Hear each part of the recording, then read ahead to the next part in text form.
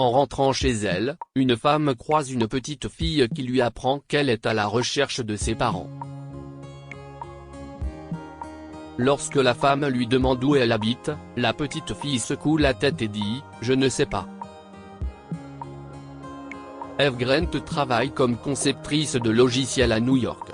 Elle est souvent prise par son travail et s'occupe de son mari et de ses enfants, si bien qu'elle n'a guère de temps pour elle. Cela faisait également longtemps qu'elle n'avait pas passé du temps avec sa mère. Un jour, elle a décidé de prendre une semaine de congé pour rendre visite à sa mère.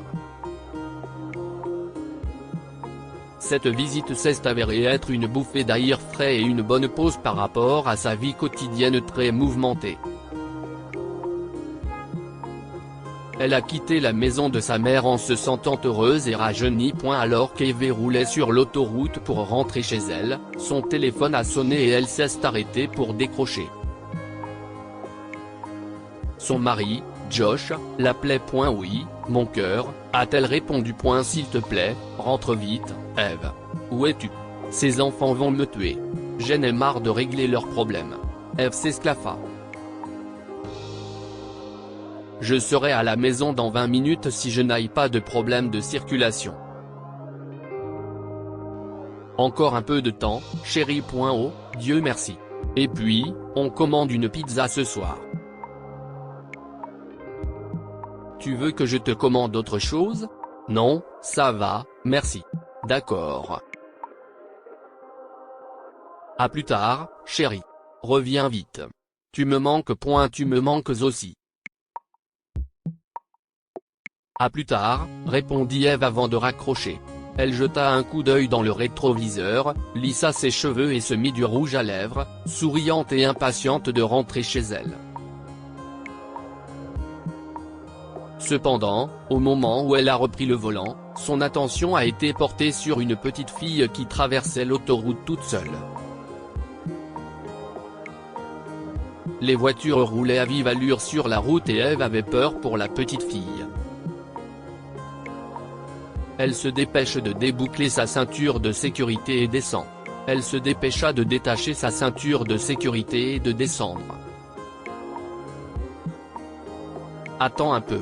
Ne bouge pas, cria-t-elle en se précipitant vers la petite fille. Elle emmena doucement la jeune fille sur le côté et s'agenouilla face à elle. Je peux t'aider, chérie? Que fais-tu ici toute seule? Il peut être dangereux de traverser l'autoroute comme ça. La petite fille, qui ne devait pas avoir plus de 5 ans, sourit et acquiesça. Je cherche mes parents, dit-elle. Seule? Tu es trop petite pour ça, chérie, dit Eve. Quel est ton prénom? Et où habites-tu? Je m'appelle Mia, a-t-elle répondu, mais... Eve a remarqué que le sourire de Mia s'est estompé et qu'elle avait l'air confus. Je ne connais pas l'adresse. Oh mon Dieu, comment vais-je trouver ses parents maintenant? Se demanda Eve. Et pourquoi est-elle seule? Aucun parent ne laisserait son enfant seul au milieu de l'autoroute. Eve décide alors d'amener Mia au poste de police le plus proche et de demander de l'aide. Écoute, Mia, si tu viens avec moi, je peux t'aider. Nous pouvons retrouver tes parents. On y va? Proposa-t-elle en tendant la main à la petite fille. Mia saisit la main avec ses petits doigts. Merci de m'aider. Pas de problème, allons-y.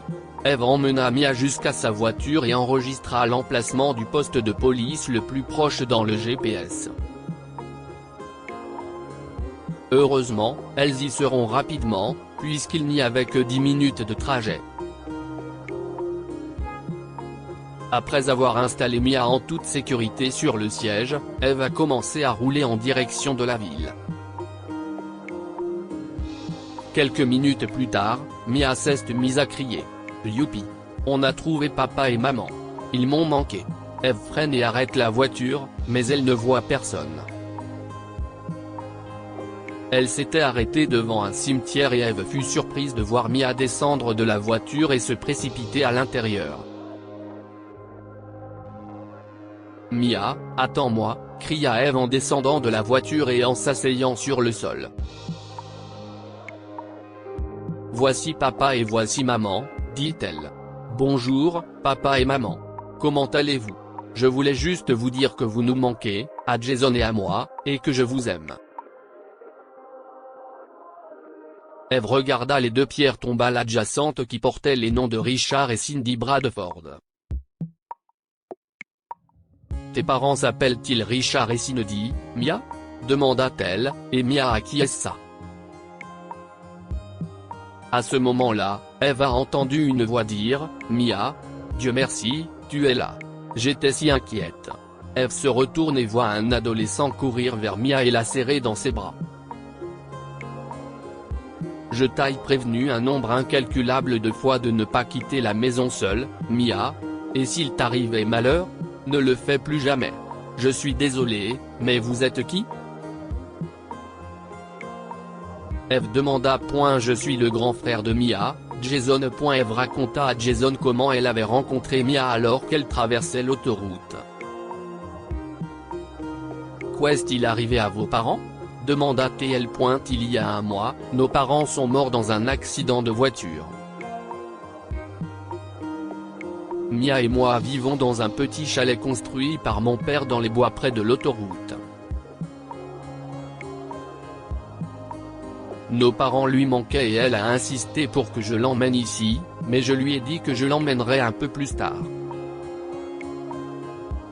Je suis sa seule famille. Je suppose qu'elle s'est échappée quand j'étais occupé à couper du bois. Je suis désolé, Jason. Mais est-ce que je peux passer un peu de temps avec papa et maman? S'il te plaît. Insista Mia.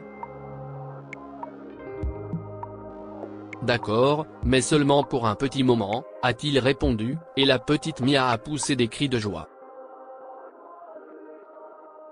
Pendant ce temps, Jason remercia Eve. « J'apprécie que vous l'ayez amenée ici en toute sécurité. » Elle n'avait jamais quitté la maison seule comme ça. Si est difficile de s'occuper d'elle depuis que papa et maman nous ont quittés. Quoi qu'il en soit, je serai plus prudent à partir de maintenant. Vous êtes donc seuls, tous les deux, à vivre ensemble? Demanda Eve. Jason sourit un peu. Eh bien, oui. Je n'ai peut-être pas l'air, mais j'ai 19 ans et je suis le tuteur légal de Mia. Même si Eve était en retard pour rentrer chez elle, quelque chose dans son cœur ne pouvait pas la laisser quitter le cimetière et les deux enfants seuls. Elle a décidé de passer du temps avec eux sur place et de les déposer en toute sécurité à la maison. Elle a envoyé un SMS à Josh pour lui dire qu'elle serait un peu en retard. Après avoir déposé les enfants ce soir-là, Eve s'est précipitée à la maison pour les serrer fort dans ses bras. « Vous m'avez tellement manqué. Je suis si heureuse que nous soyons tous ensemble, » dit-elle en se rappelant à quel point Mia se languissait de ses parents. Au cours du dîner, Eve leur a raconté l'histoire de Mia et toute la famille a décidé de passer le week-end suivant avec Mia et Jason. Le dimanche, Eve a préparé des sandwichs, des jus de fruits, des fruits et des biscuits secs et a rendu une visite surprise à Mia et Jason. Ils ont pique-niqué ensemble. Mia et Josh étaient très heureux de rencontrer la famille d'Eve et de passer du temps avec eux, et Mia était particulièrement ravie de rencontrer les enfants d'Eve. Depuis, Eve rend régulièrement visite à Mia et Jason, et ses enfants sont devenus des amis très proches de ces derniers. Que pouvons-nous apprendre de cette histoire? Si vous voyez un enfant seul, apportez-lui toujours votre aide.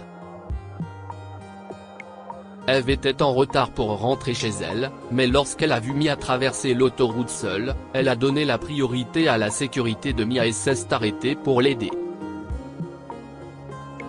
Les personnes en charge d'enfants en bas âge doivent être très prudentes. Jason aurait dû être très prudent et surveiller Mia de près. Heureusement, elle a rencontré Eve, qui l'a aidée. Sinon, Mia aurait pu se retrouver en danger.